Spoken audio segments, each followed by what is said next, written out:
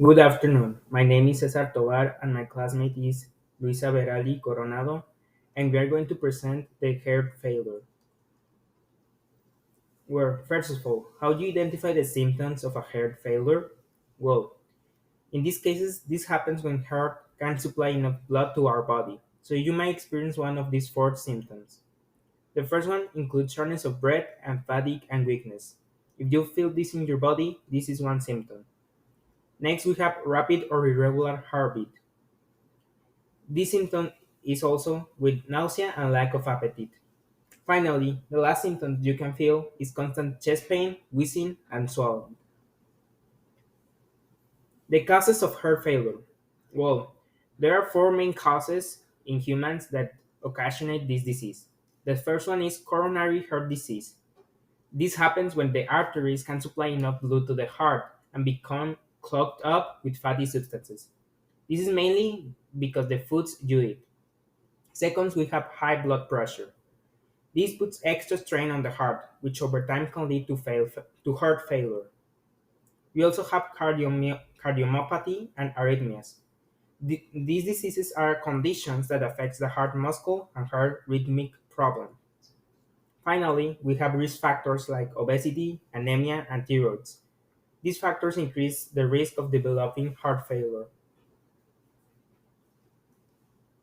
Okay, so these were the causes. Now we are going to the risk factors.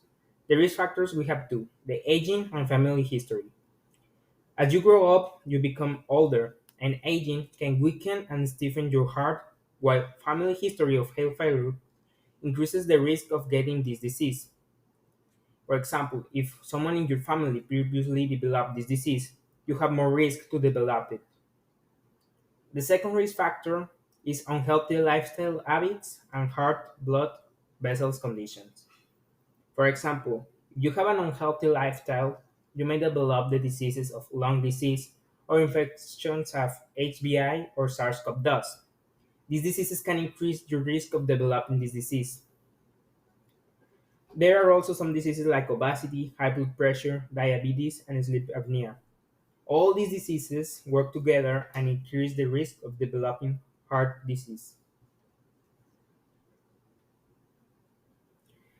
So, how is the diagnosis of this disease? Well, the most common diagnosis method is the echocardiogram. An echocardiogram is the best type in which you identify the heart failure. But what is an echocardiogram? Where the echocardiogram is like a study that monitors your heart failure and guides your treatment. This disease can be diagnosed if the echocardiogram shows that the pumping function of the heart is too slow. When this happens, this is called an ejection. A normal ejection fraction is around 55 to 65%. So if the percentage is too slow, shown by the echocardiogram, you have this disease. There are other methods, but they are not so common. But you can try them. These are blood tests, X-ray, MRI, PET scans, and stress tests.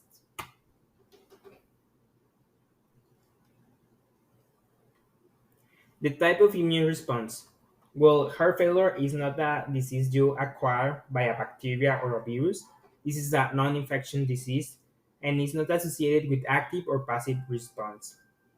As I previously mentioned, this disease happens because factors like high blood pressure, coronary artery diseases, diabetes, and other risk factors and conditions. And all these factors lead to damage to the heart muscle, causing the heart to weaken and become less effective in pumping blood. Therefore, the immune system is not directly involved in this disease. However, there are some cases in which the infection or inflammation can contribute to heart failure. In these cases, where a bacteria enters, the immune system may play a role in the disease to eliminate those pathogens. I'm Lisa, and I'm going to talk about how prevent the heart failure. First, you can control your blood pressure because the high blood pressure is a major risk factor of this disease. You can maintain a healthy weight because being overweight it can link it with another risk factors that are triglycerides, high blood pressure, or diabetes. The critical barriers. Since the disease doesn't involve bacteria or another pathogen, the first and second barriers can help a lot of because they're not communicable disease.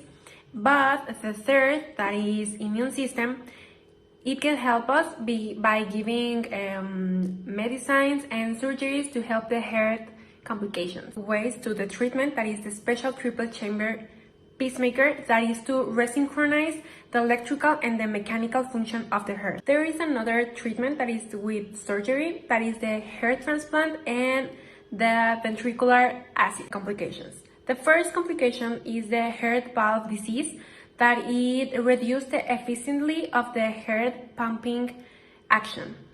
Brain attack. The brain ends up, their actions begin, the oxygen doesn't go upstairs and the blood pressure has been cut it up. Thank you for your attention.